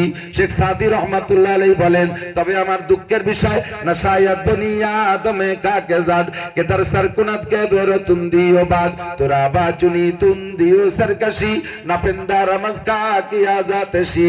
মাটি দিয়ে বানাইছে আল্লাহ মানুষকে। মানুষের মধ্যে অহংকার থাকা দরকার না, বেয়াদবি থাকা দরকার না, গুস্তাখি গুস্তাখ হওয়া দরকার না, উচিত না এটা আদৌ। কিন্তু দুঃখের বিষয় হলো মানুষের আচার আচরণ দেখে আমার মনে হয় না যে এরা মাটির বানানো মানুষ, এরা মনে হয় যেন আগুনের বানানো শয়তানের বাচ্চা শয়তান। যুবকরা কি পরিমাণ বেয়াদব! এই 1.5 বছর সারা বাংলাদেশের যুবকদের বেয়াদবি আরো বাইরে গেছে। স্কুল কলেজের ছাত্ররা এমনি একটু শৃঙ্খল, এই 1.5 বছর আরো বাইরে গেছে। মাদ্রাসার ছাত্ররা নম্র ছিল, এই 1.5 বছর মাদ্রাসার ছাত্রদের বেয়াদবিও বাইরে গেছে। আমরা উস্তাদরা 24 ঘন্টা ভয়ে থরথর করে কাঁপি, না জানি কোন দিক তাকায় ওরা আন্দোলন শুরু করে, সমন্বয় করে সাফ করে ফেলাই দেয়। এই ভয়তে আমরা তাদেরকে ভয় পাই। যুবকরা সব বেয়াদব হয়ে গেছে। মুরব্বীরা সাক্ষী দেন, ছোটবেলায় একটু কড়ি খেলতেন, মুরব্বীদেরকে দেখলে ফেলাইতে বাগান ছিঁড়ে দৌড় মারতেন। তখন ঠিক ঠিক না? যখন একটু বিড়ি খাওয়া শুরু করছেন, কোন মুরব্বীরে দেখলে কিভাবে মুঠির মধ্যে রাইখা হাতের মধ্যে পুড়িয়ে যাচ্ছে, তাও মুরব্বীর সামনে বিড়ি বের করতেন না। এখন বাপ বেটা একসাথে ভাগাভাগি করে খায়। সুবহানাল্লাহ।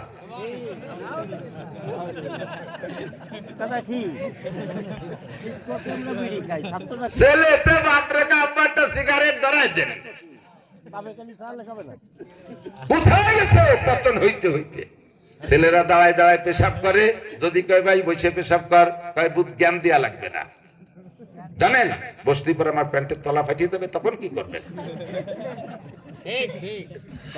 নিষেধ করলে আরো বেকাবি করে, তোরা বাচুনি তুন দিও সারকাশি। তোমার এই বিয়াদবি গুস্তাকি দেখে আমার মনে হয় না না পেন্দার আমাজকা কিয়া যাতেছি, তুমি কি আদম মাটির বানানো আদম সন্তান, নাকি আগুনের বানানো শয়তানের বাচ্চা শয়তান? তোমারে বানাইছি মাটি দিয়ে, এবার আল্লাহ পাক বলেন মাটি দিয়ে বানানো তো শেষ, বানাই আয় দোস্ত আমার দিক দেখাও, মাটি দিয়ে বানাইছে যাকবে, আমাদের একটা অপমান হয়ে গেছে, সোনা দানা দিয়ে না বানাইছে, মাটি দিয়ে বানাইছে। কিন্তু বানানোর পরে যদি আমার হায়াতের কোনো সীমাবদ্ধতা না থাকতো, অনাদি অনন্তকাল বেঁচে থাকবো এমন একটা গ্যারান্টি পাইতাম, তাহলে দোস্ত যুবক কোনোদিন ওয়াজ আমরাও করতে আসতাম না, আর তোমাদেরও ওয়াজ শোনা দরকার ছিল না। বরঞ্চ তোমারও যা মনে চায় আমারও তাই মনে চায়, সকলে মিলে মন চাহি জিন্দেগি করতাম, রব চাহি জিন্দেগির তোয়াক্কা করতাম না। কারণ বানানোর দরকার আল্লাহ বানাইছে, আর তোর মরতেছি নে, যা পারি করবো, দুনিয়াটা মস্ত বড়, খাও দাও ফুর্তি করো। মুশকিল হলো মরা লাগবে, কথা কয় না? কুল্লু নাফসিন যায়কাতুল মাউত, সমস্ত মানুষের মরা লাগবে লাগবে লাগবে মরা লাগবে। এই জায়গা মাইর খেয়ে গেছি, মরা লাগবে, মরতে হবে। তাতেও আমি ভয় পাইছিলাম না, সময় কমায় নিয়ে আসে দিক টাকার, তাতেও আমি ভয় পাইছিলাম না যে মরা লাগবে, যে মরে গেছি তো গেছি, ওই পর্যন্ত শেষ। মুশকিল হলো অমিনহা নুকরিজুকুম, যে আবার যে বের করবে, আবার যে বের করবে, আবার বের করবে। আল্লাহ বের করতে পারবে? কতক্ষণ পারবে? আয়াতটা কেমন বলছে একটু খেয়াল করেন। অমিনহা তাখরুজুন বলে নাই, আল্লাহ বলে নাই যে মাটি থেকে তোমরা বের হবে, মানে হাসরের মাঠে আল্লাহ সবাইকে বের করার জন্য এভাবে দুর্বলতার সাথে ডাক দেবে না, লালটু বল্টু জুয়েল টুয়েল টুলু লুলু কিডা কোন জায়গা মরছি, সেই আদম এতে মরা শুরু হচ্ছে, আমি তো তালাশ করে পাচ্ছি না, আগান বাগানে কোনে মরে হয়েছে, একটু উঠি আসো, শোনা তোমাকে নিয়ে একটা হিসেব নিকেশ আছে। এইভাবে দরদের সাথে ডাক দেবে? আল্লিপার ডাকা ডাকি না, এসকো বেটা সেট করছি, মাটিরে চাইলিয়ে বাইছি, অমিনান রুকরি জুকুম, কে কোন জায়গা মরে রয়েছে সব আমার হিসেব আছে, একটা একটা করে টাইনিয়ে বের করবো, বের করেই ছাড়বো। এইটি হলো বিপদ, কথা বলেন? মারাইছে মাটিতে, দুঃখ ছিল না, যদি হায়াত পাইতাম অনাদি অনন্তকাল, কিন্তু তাও হায়াত পাইলাম না, মরে যাইতে হবে, তাতেও কোনো দুঃখ নাই, মরে যদি মাটি হওয়া পর্যন্ত শেষ হইতে আর কোনো ঝামেলা ছিল না। মুশকিল হলো আমিনহা নুকরিজুকুম, আবার যে বের করবে, তাতেও ভয় পাইছিলাম না, বের করে যদি ছাড়িয়ে দিত যে মিয়া বের করার দরকার, বের করছে, আমি যার যা চিনতে সেই হলো, তাতেও ভয় পাইছিলাম না। মুশকিল হলো ও জায়গায় 4টি ইমিগ্রেশন আছে। যারা আন্তর্জাতিক বিমানে উঠছেন তারা জানেন, এমনি নরমাল বিমান, ডোমেস্টিক বিমান বাংলাদেশের ভিতরে যেটা চলে তাতে 2টা ইমিগ্রেশন হয়, আর আন্তর্জাতিক বিমানে 4টি ইমিগ্রেশন হয়। বিদেশে যাবেন যারা, 1 নম্বরে পাসপোর্ট ইমিগ্রেশন চেক, 2 নম্বরে টিকিট চেক, পাসপোর্ট আছে টিকিট নাই, জাতি দেবে বিমানে, টিকিটও আছে পাসপোর্টও ওকে, বাস 3 নম্বর আপনার মাল ব্যাগেজ ইনকাম, এই ব্যাগ ভরে কি নিয়ে যাচ্ছ, এর মধ্যে মদ গাঁজা এবার নিয়ে যাচ্ছ নাকি, কম্পিউটারের ভিতরে দিয়ে সেটা চেক করবে 3 নম্বর। 4 নম্বরে আপনার ইমিগ্রেশন হবে, 4 নম্বর ইমিগ্রেশন আপনার বডি ইমিগ্রেশন। অনেকে নাকি বিদেশে থেকে সোনা খাইয়ে এসে, পেট ভরিয়ে সোনা খাইয়ে এসে বাংলাদেশে পায়খানা করেছে, গু বেচে পয়সা বের করে, দামি গু চিনতে বড়ি 2,26,000 টাকা, এইরকম আকার আগা দরকার। তো পেটের মধ্যে এই আওয়াজ আবার নিয়ে আসতে জানি কে জানি। আমি একবার ধরা খাইছিলাম, আমার মনে পড়ছে, সেবার এই নির্বাচন, আওয়ামী লীগের এই নির্বাচনের আগের নির্বাচন, এই যেটা ফলস বানাই জামালা শুরু হলো, এর আগে যে নির্বাচনটা গেছে, ওই নির্বাচনের সময় 3-4 দিন মাহফিল বন্ধ হয়ে দিয়েছে বাংলাদেশে। তো সুযোগ পাইলাম যে বাংলাদেশে যখন মাহফিল বন্ধ, বাড়ি বসে থাকবো কেউ, এই সুযোগে মালয়েশিয়া দাওয়াত পাইলাম।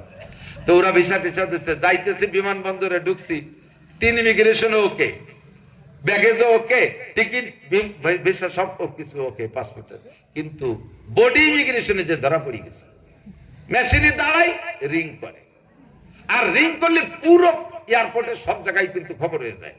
তখন সব দিক দিয়ে বড় অফিসার, মাঝি অফিসার, সাইজি অফিসার সবাই চলিয়েছে, আইসে দেয় যে ধরা খাইছে আমি হুজুর।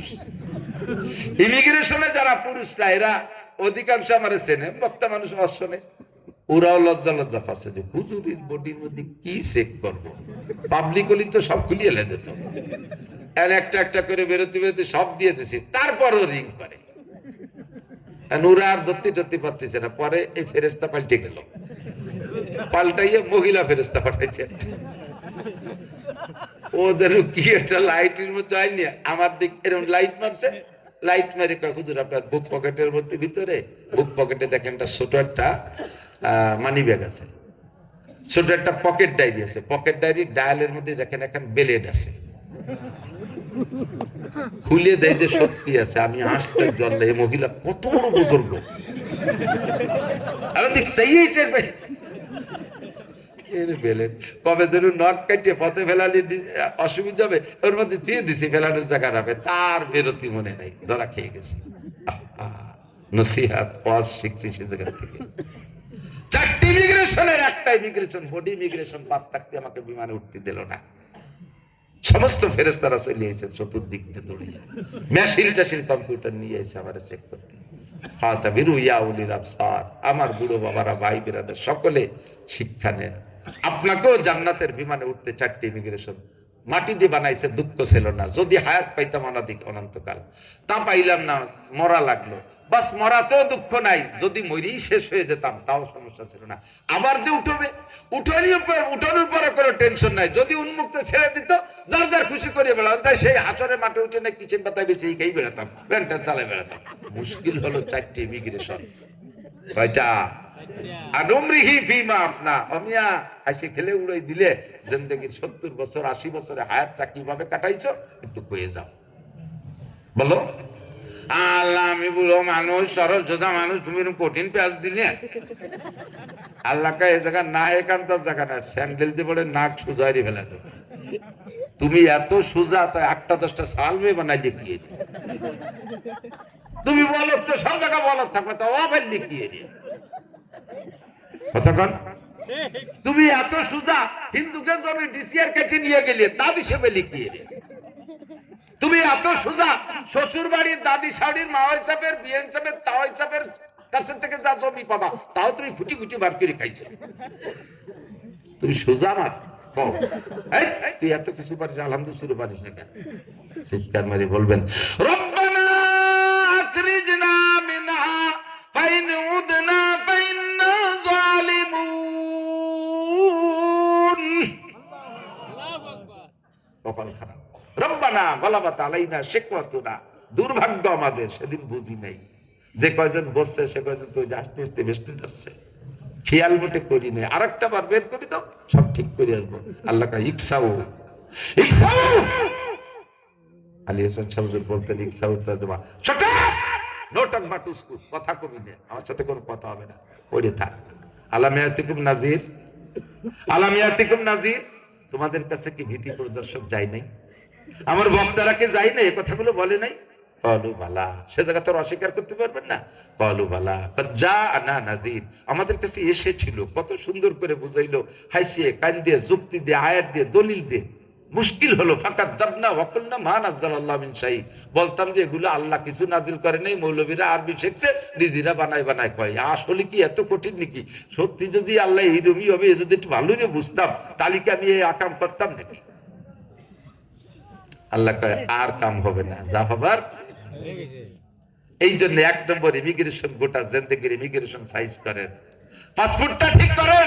1 নম্বরে পাসপোর্ট ঠিক করতে লাগবে 4 কলেমা। কয় কলেমা? 4টে কলেমা পড়ে পাসপোর্ট ঠিক করেন। 1 নম্বর ঠিক করেন। এর ভিতরে বহু মানুষ আছে কলেমা 4টে শুদ্ধ করে পড়তে পারেন না।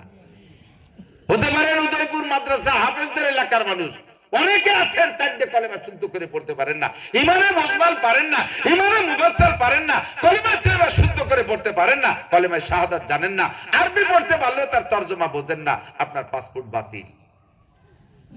আসেন 2 নম্বরে আপনার দ্বিতীয় ইমিগ্রেশন, আন শাবাবিহি ফিমা আবলা, যৌবনকালটা কিভাবে কাটাইছেন। যেই যৌবনকালে রাত 3টের সময় দাঁড়াইয়া মেসি নেইমারের ফুটবল খেলা দেখতে পারছো, সেই যৌবনকালে ইচ্ছা করলে রাত 2টের সময় দাঁড়ায় তাহাজ্জুদও পড়তে পারতে, খেলাটা দেখলে তাহাজ্জুদটা পড়লে না কে? কতক্ষণ গেছেন না মেসি নেইমারের খেলা? আসতেছে আর 1 বছর পরে, দাওয়াত দিয়ে দিলাম আগে।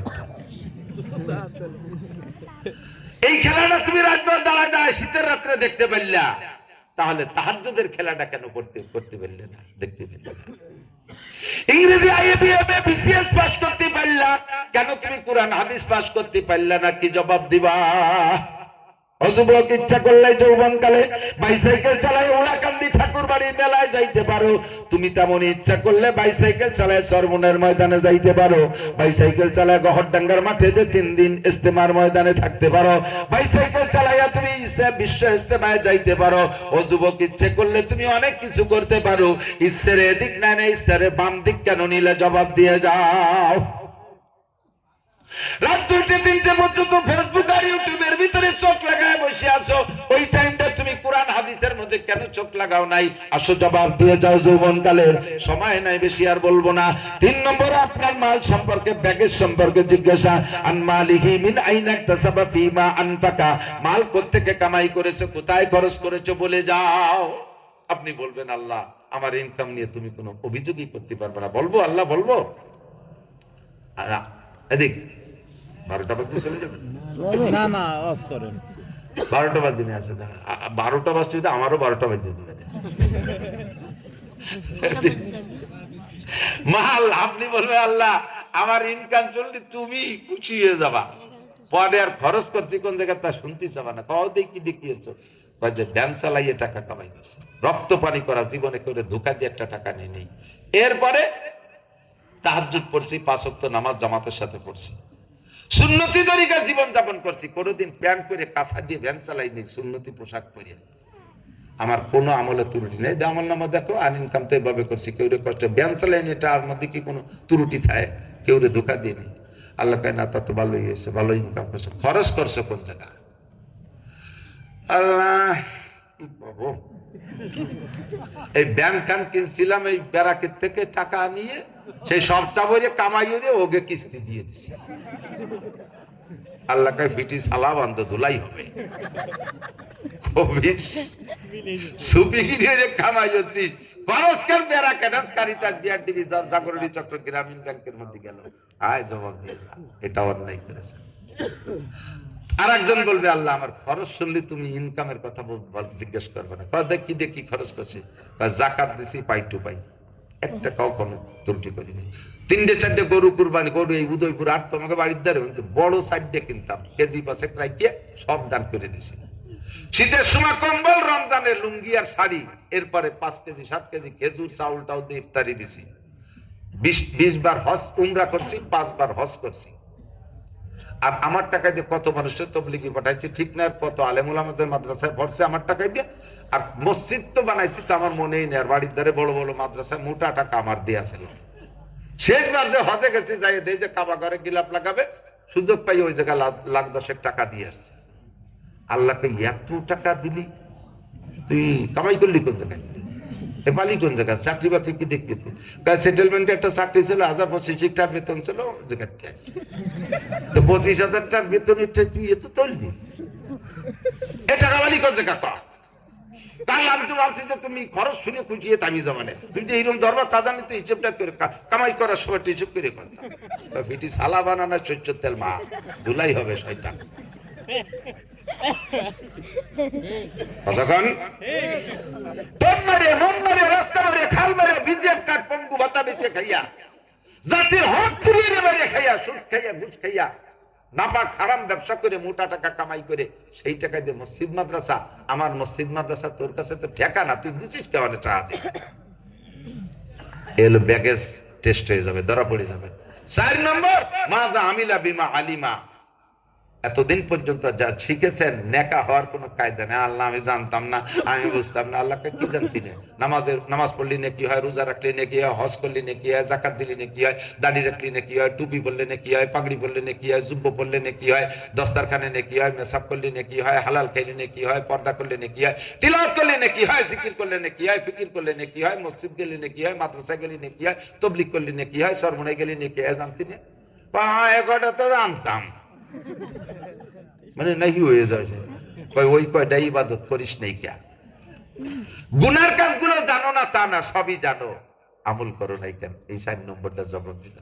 এই চতুর্থ ইমিগ্রেশনে 90% ধরা পড়ে যেতে হবে। হযরত আয়েশা বললেন, হুজুর হিসাব ছাড়া, হিসাব নীতি করতে ধরো, হিসাব ছাড়া পাওয়ার কোনো ব্যবস্থা আছে? হুজুর ভাই একটা আমল আছে, একটা আমল পাবো। বিনা হিসাবে পার হওয়ার একটা আমল। আয়েশা জিজ্ঞেস করছে হুজুরকে, হুজুরকে একটা আমল আছে হিসাব ছাড়া পার হওয়ার? আমার আর আপাতত জানা নাই তেমন কিছু। আয়েশা কয় হুজুর তাড়াতাড়ি কর, কোন আমল করলে হিসেব ছাড়া পার হওয়া যায়? হিসেব দিতে গেলে তো কেউ বাঁচতে পারবো না। হুজুর বলেন মান হাফাজা আলাস সালাওয়াত, যে ব্যক্তি 5 ওয়াক্ত নামাজ পড়ে আল্লাহ তাআলা তারে 5টি পুরস্কার দেয়।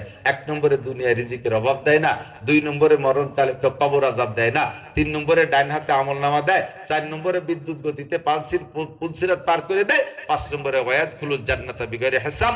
নামাজি মানুষকে আল্লাহ তাআলা হিসাব নেয় না, 4 ইমিগ্রেশনে আটকাবে না, বিনা হিসাবে জান্নাত। সহজ হয়ে গেছে না শেষমেশ? যেই নামাজ দিয়ে বিনা হিসাবে পার হবেন, সে নামাজের হিসেব নিতে গেলে তো আপনি পার হতে পারবেন না। ওযু নাই, গোসল নাই, ফরজ নাই, ওয়াজিব নাই, কিরাত বলে না, দোয়া বলে না, তেতু বলে না, দোয়া মাসুরা পড়ে না, সফা সব করে সেজদা আপনি 2 রিকাত পড়তে আপনার পাশে জন 4 রিকাত পড়িয়েছে, বাইরে 2 আঙ্গুলি সুন্নত শুরু হয়ে দিয়েছে।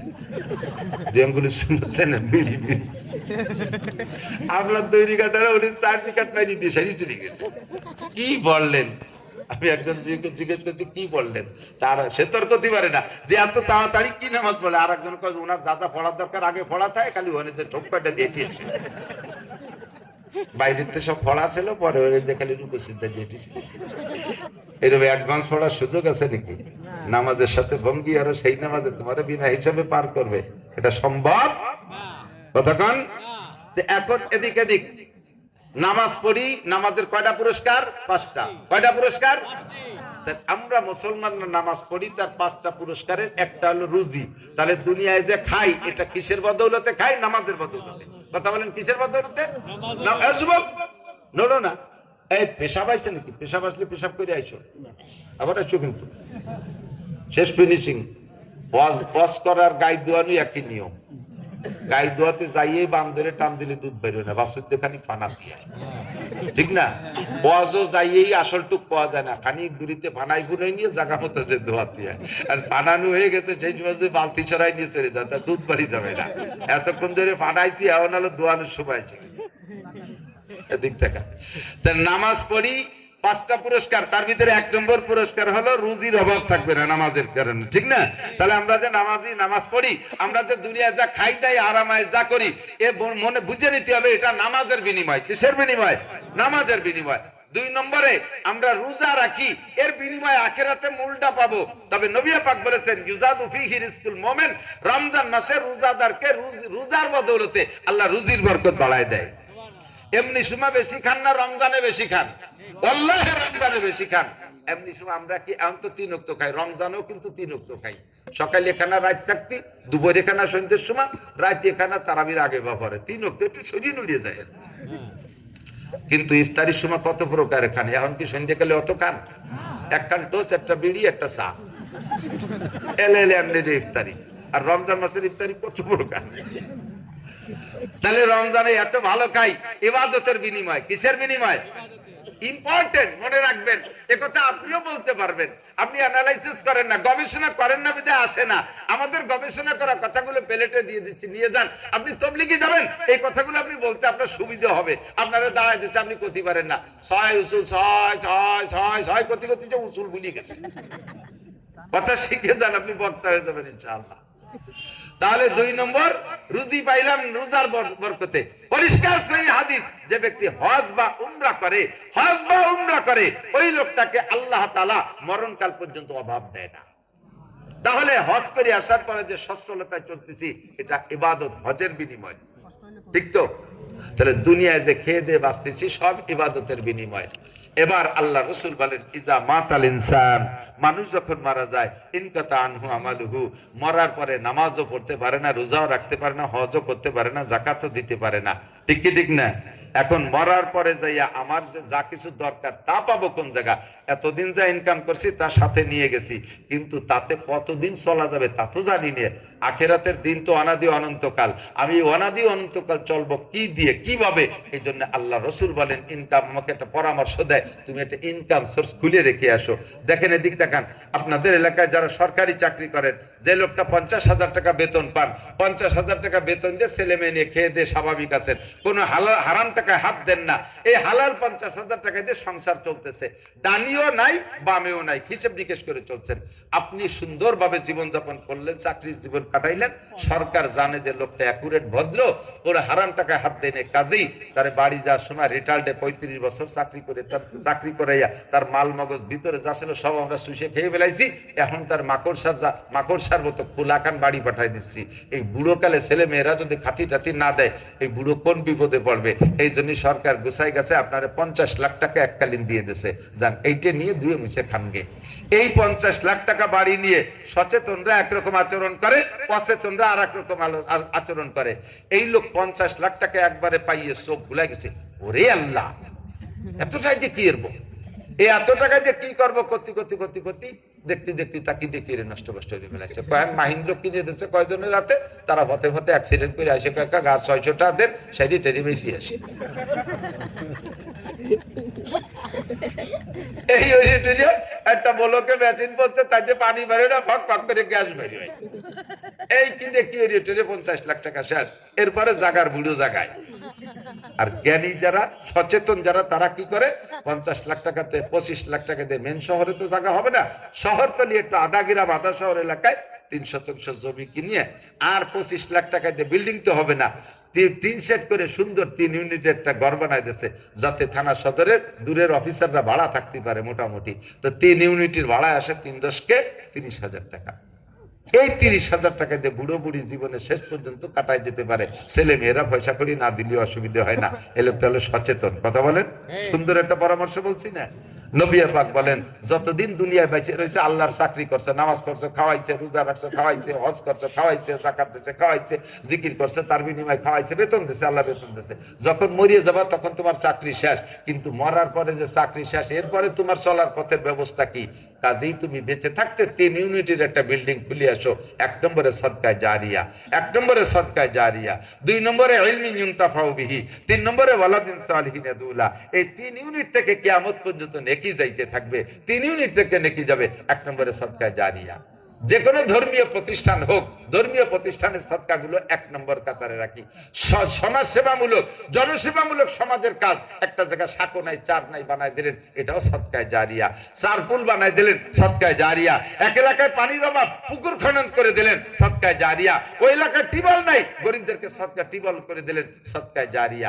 এরকম সবচাইতে সদকায়ে জারিয়া যেগুলো, এর একটা ইউনিট খুলে যেতে পারেন। তো তন্মধ্যে সবচাইতে অন্যতম হলো মসজিদ মাদ্রাসা দান। এটা তো আমরা সকলেই বুঝি, সকলেই বুঝি।